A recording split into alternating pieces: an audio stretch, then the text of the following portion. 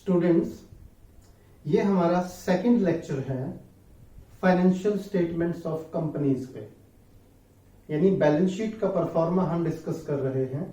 इससे पहले वाले लेक्चर में हमने बैलेंस शीट का हाफ परफॉर्मा डिस्कस किया था, जिसमें हमने इक्विटी एंड लायबिलिटीज, यानी एक तरह से सिंपल लैंग्वेज में बैलेंस शीट की लायबिलिटी साइड में कौन सी आइटम्स आएंगी, headings, sub headings and notes to accounts को बहुत अच्छे से डिस्कस किया है।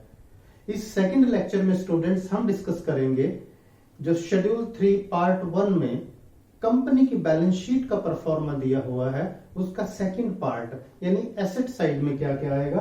तो name of the company, balance sheet as at, ये 4 कॉलम है students, particular, note number, previous year, current year. अब हम देखते हैं एसेट साइड में क्या क्या होता है। एसेट साइड में देखिए नॉर्मली आपको 2 हेडिंग मिलेंगे, एक देखते हैं ये है नॉन करंट एसेट्स और दूसरा हेडिंग मिलेगा करंट एसेट्स का। अब नॉन करंट एसेट्स देखें तो स्टूडेंट्स 5 टाइप्स की हैं नॉन करंट एसेट्स। 5 हेडिंग कौन कौन से हैं ध्यान से देखें। नॉन यानी फिक्स्ड एसेट्स, जो नॉन करंट एसेट्स 5 टाइप की हैं। तो नॉन करंट एसेट्स में देखिए फर्स्ट है आपका फिक्स्ड एसेट्स, और फिक्स्ड एसेट्स ही 4 टाइप की है, 4 तरह की है। Tangible assets, intangible assets, capital work in progress and intangible assets under development. इसी तरह नॉन करंट एसेट्स में नंबर 2 पे देखिए नॉन करंट इन्वेस्टमेंट आ गई, डेफर्ड टैक्स एसेट्स आ गया net, long term loans and advances आ गई, और 5th नंबर पे है अदर नॉन करंट एसेट्स। तो स्टूडेंट्स दोबारा देख लो, हेडिंग है एसेट्स, इसके अंदर है नॉन करंट एसेट्स, और नॉन करंट एसेट्स 5 टाइप की हैं स्टूडेंट्स ये। इसके बाद आता है करंट एसेट्स। करंट एसेट्स भी देखिए 6 टाइप्स की हैं स्टूडेंट्स, 6 हेडिंग है इसमें।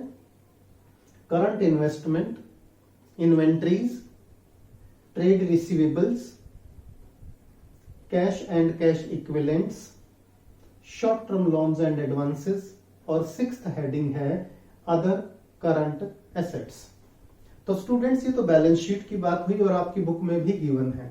अब इनको नोट्स टू अकाउंट्स में कैसे दिखाना है, इनमें जो मेन हेडिंग्स हैं, जिनके कई सारे सब हेडिंग हैं, जिनको नोट्स में एक्सप्लेन करने की जरूरत है, सिर्फ हम उनकी बात करेंगे। जैसे पिछले बैलेंस शीट में students equity and liability side में हमने 6 नोट्स टू अकाउंट्स लिए हैं, और यहां पर लेंगे हम 7th से शुरू करेंगे, यानी 6 नोट्स टू अकाउंट्स मेरे फर्स्ट लेक्चर में हुए।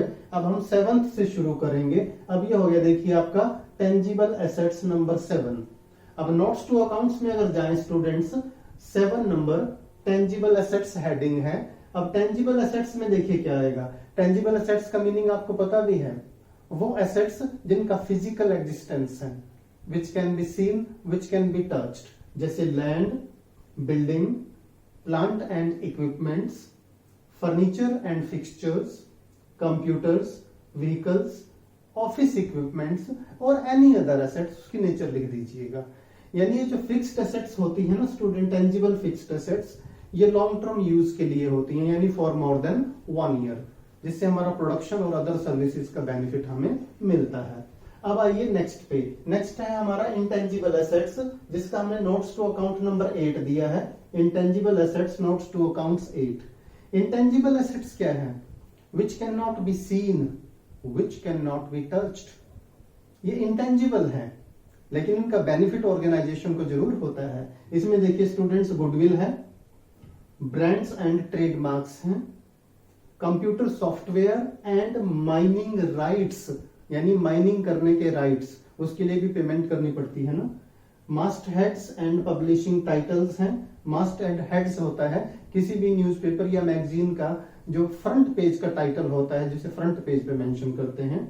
Then copyright and patents, other intellectual property rights, services and operating rights, यानी जितने भी हमारे राइट्स होते हैं, उन राइट्स के लिए हमें जो पेमेंट करनी पड़ती है वो उस इंटेंजिबल एसेट की वैल्यू होती है। आगे बढ़ते हैं स्टूडेंट्स। इसमें है recipes, formula, models, designs and prototypes, और लास्ट में है लाइसेंसेस एंड फ्रेंचाइज। तो स्टूडेंट्स मैं एक बार फिर से बता दूं, intangible assets goodwill, brands and trademarks, computer software and mining rights. और ये जो DEF हैं जी तक, ये एग्जामिनेशन में शायद नहीं आएंगे, क्योंकि सिलेबस में तो यही लिखा हुआ है कि जो आपका कंपैरेटिव बैलेंस शीट है, अकाउंटिंग रेशियो है और कैश फ्लो में ये नहीं आएंगी।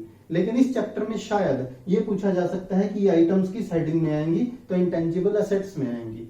अगर नहीं भी आती तो इनके बारे में नॉलेज हमें जरूर होनी चाहिए, उसमें कुछ नहीं बिगड़ता स्टूडेंट्स। तो दोबारा देख लो, goodwill, brands and trademarks, computer software and mining rights, master heads and publishing titles, और 5th पॉइंट पे है copyright and patents, other intellectual property rights, services and operating rights. और F में है recipes, formula, models, designs and prototypes.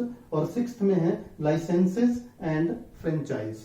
तो students 7th और 8th notes to accounts में हमने डिस्कस किया है टेंजिबल एंड इंटेंजिबल एसेट्स को। अब चलिए नेक्स्ट नोट्स टू अकाउंट्स को डिस्कस करते हैं। तो स्टूडेंट्स हमारा 9th नोट्स टू अकाउंट्स है नॉन करंट इन्वेस्टमेंट से रिलेटेड। नॉन करंट इन्वेस्टमेंट में देखिए क्या क्या आएगा। Non current investment, investment property, investment in equity instruments, यानी किसी दूसरी कंपनी के इक्विटी शेयर्स में हमने अपना सरप्लस अमाउंट इन्वेस्ट कर दिया। इन्वेस्टमेंट इन प्रेफरेंस शेयर, किसी दूसरी कंपनी के प्रेफरेंस शेयर्स में।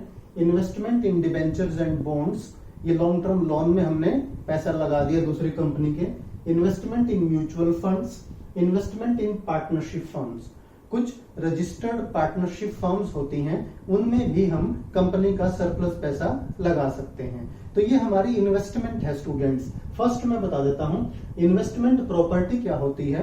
कोई भी लैंड या बिल्डिंग बिजनेस का है, लेकिन हम उसे लॉन्ग टर्म एप्रिसिएशन के लिए रखते हैं कि 10-15 साल बाद इसकी वैल्यू अगर बढ़ गई तो इसको सेल करके हम प्रॉफिट अर्न कर लेंगे, या उस बिल्डिंग को हम रेंट पे दे देते हैं किसी और बिजनेस के लिए, क्योंकि हमारी रेंटल इनकम होती है उससे। ये होती है इन्वेस्टमेंट प्रॉपर्टी। और बाकी के जो हैं equity, preference, debenture, mutual fund, partnership firm में इन्वेस्टमेंट, ये हमारी investment outside the business in other businesses है।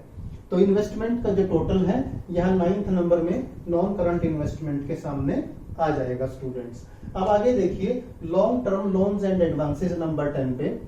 नंबर 10 है हमारा नोट्स टू अकाउंट्स में, नोट्स टू अकाउंट्स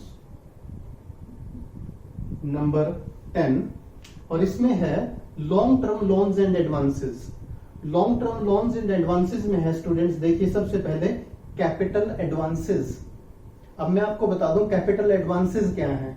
जब हमें कई बार कोई फिक्स एसेट परचेज करनी होती है ना, बहुत बड़ी एसेट है और बहुत महंगी है, तो कई बार उसके लिए एडवांस देना पड़ता है। मान लो 10 करोड़ की एसेट है और हमने 1 करोड़ रुपया एडवांस दे दिया, और इस बीच 31 मार्च आ गई, हमारे अकाउंट्स क्लोज हो गए, यानी वो फिक्स एसेट अगले साल आएगी, पर ये पैसा कभी भी वापस नहीं मिलेगा हमें, क्योंकि अल्टीमेटली ये पैसा किस में कन्वर्ट होगा, फिक्स एसेट में कन्वर्ट होगा, यानी it is advance paid for acquiring fix asset. Next है सिक्योरिटी डिपॉजिट। जब हमें कोई कनेक्शन लेते हैं ना, जैसे टेलीफोन कनेक्शन है, जैसे हमारा इलेक्ट्रिसिटी का कनेक्शन है, जैसे गैस कनेक्शन है, तो इनके लिए हमें कुछ सिक्योरिटी डिपॉजिट करना पड़ता है। एंड नॉर्मली ये पैसा कभी वापस नहीं आता, या जब आप कनेक्शन छोड़ते हो लॉन्ग टर्म में, तब ये पैसा वापस आता है after a period of 12 months. तो इसमें ये आता है हमारा सिक्योरिटी डिपॉजिट। तो long term loans and advances में दो ही चीजें आई हैं students, capital advances and security deposit. 11th notes to accounts होगा स्टूडेंट्स।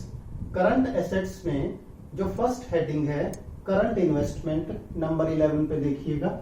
इसमें करंट इन्वेस्टमेंट में है investment in equity instruments, investment in preference share, investment in government securities, investment in debenture bonds, investment in mutual funds. Students अगर आप ध्यान दें तो ये सभी आइटम्स नॉन करंट इन्वेस्टमेंट में भी आ चुकी, यानी अगर इन सभी सिक्योरिटीज में हम पैसा लगाते हैं फॉर मोर देन 1 ईयर तो वो नॉन करंट इन्वेस्टमेंट है।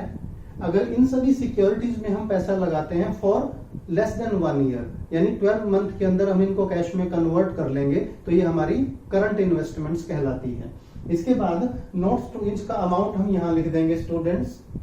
नेक्स्ट देखिए इन्वेंट्रीज, करंट एसेट्स में बी नंबर पे आती है inventories. Notes to account number 12, notes to accounts number 12।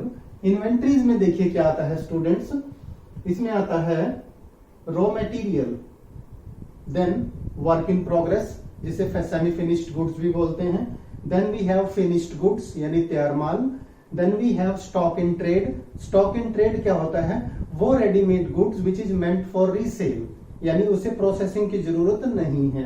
Then we have stores and spares and then we have loose tools. यानी inventory में इस तरह से 6 चीजें आ गई स्टूडेंट्स, और इसका भी टोटल करके जब इनका हम टोटल करते हैं, टोटल लिखिएगा, इसका भी टोटल करके हम यहां 12 नंबर नोट्स टू अकाउंट्स के सामने लिख देंगे। Friends notes to accounts number 13 देखिएगा, ये है करंट एसेट्स का D part, cash and cash equivalents. Cash and cash equivalent notes to accounts number 13 यानी कैश या कैश के इक्वल क्या है। इसमें हमारा आता है बैलेंसेस विद बैंक्स, क्योंकि कंपनीज हार्ड कैश तो रखती नहीं है नॉर्मली, जो हमारे बैंक में बैलेंस है। Cheques and drafts on hand यानी जिनको अभी बैंक में डिपॉजिट नहीं किया। कैश इन हैंड, इन सभी को मिलाकर जो बनता है वो हमारा कैश एंड कैश इक्विवेलेंट बनता है, और इसे हम करंट एसेट्स के सब हेडिंग नंबर 4 में यहां दिखा देंगे अमाउंट वाले कॉलम में इसका टोटल। अब नोट्स टू अकाउंट्स नंबर 14 देखिएगा स्टूडेंट्स, ये है other current assets. Other current assets notes to accounts number 14, इसमें हमने क्या क्या लेना है देखिए, यानी ये वो एसेट्स हैं जो किसी और हेडिंग में एक तरह से फिट नहीं हुई। तो इसमें आता है हमारा प्रीपेड एक्सपेंसेस यानी expenses paid in advance, dividend receivable, interest accrued on investment और एडवांस टैक्स, अगर हमने कोई एडवांस टैक्स पे किया है। और इसका टोटल आ जाएगा स्टूडेंट्स हमारा other current assets notes to account number 14 के सामने। स्टूडेंट्स आपने ध्यान दिया होगा, कुछ एक आइटम्स को मैंने एक्सप्लेन नहीं किया, छोड़ दिया, उनको बैलेंस शीट में सिर्फ शो करना है। देखिए या तो उनका कोई सब हेडिंग नहीं है, फिर भी मैं एक बार आपको बता दूं, जैसे ये था कैपिटल वर्क इन प्रोग्रेस, जैसे हमारी कोई बिल्डिंग वगैरह है जिसको हमने स्टार्ट तो कर रखा है कंस्ट्रक्शन को, लेकिन वो कंप्लीट नहीं हुई। इंटेंजिबल एसेट्स अंडर डेवलपमेंट, कोई ट्रेडमार्क कॉपीराइट है उस पर काम चल रहा है, पेमेंट कर दी गई है लेकिन वो कंप्लीट रजिस्ट्रेशन नहीं हुआ है। इसके बाद डेफर्ड टैक्स एसेट्स, इसका इवेल्युएशन नहीं होना है एग्जामिनेशन में, देखिए स्टूडेंट्स ध्यान दीजिएगा। इसके बाद है अदर नॉन करंट एसेट्स, देखिए ये भी मैंने छोड़ दिया। अदर नॉन करंट एसेट्स का एक एग्जांपल बताता हूं, any bills receivable after a period of 12 months. ऐसा हालांकि बहुत कम होता है, पर फिर भी हमने मान लो कोई बिल्स रिसीवेबल ड्रॉ किया है और पेमेंट 12 महीने के बाद आनी है, वो इसमें आएगा। इसी तरह करंट एसेट्स में देखो, करंट इन्वेस्टमेंट हम कर चुके, इन्वेंट्रीज हम कर चुके, ट्रेड रिसीवेबल्स में क्या आता है, बिल्स रिसीवेबल एंड डेटर्स, ये आप लोगों को वैसे पता है। कैश एंड कैश इक्विवेलेंट हमने कर लिया। Short term loans and advances, यानी जो हमने शॉर्ट टर्म के लिए लोन्स और एडवांसेस दिए हैं वो पैसा विद इन 1 ईयर वापिस आ जाएगा। और अदर करंट एसेट्स हम कर चुके हैं। तो स्टूडेंट्स इस तरह से हमने 2 लेक्चर में, एक लेक्चर में बैलेंस शीट की इक्विटी एंड लायबिलिटी साइड को, जिसमें हेडिंग, सब हेडिंग और नोट्स टू अकाउंट्स, और इस लेक्चर में यानी लेक्चर नंबर 2 में हमने बैलेंस शीट की एसेट साइड को बहुत अच्छे से एक्सप्लेन किया है विद नोट्स टू अकाउंट्स। इस पे जो न्यूमेरिकल बनते हैं स्टूडेंट्स और एमसीक्यूज बनते हैं, मैं अगले लेक्चर्स में जरूर आप वीडियो बनाऊंगा और उनको अपलोड करूंगा। तो stay connected with commerce with difference classes, आपकी हर रिक्वायरमेंट का ख्याल रखा जाएगा। वीडियो अच्छा लगे तो लाइक करें, फ्रेंड्स के साथ शेयर करें, और चैनल अभी तक सब्सक्राइब नहीं किया तो चैनल को सब्सक्राइब जरूर कीजिए।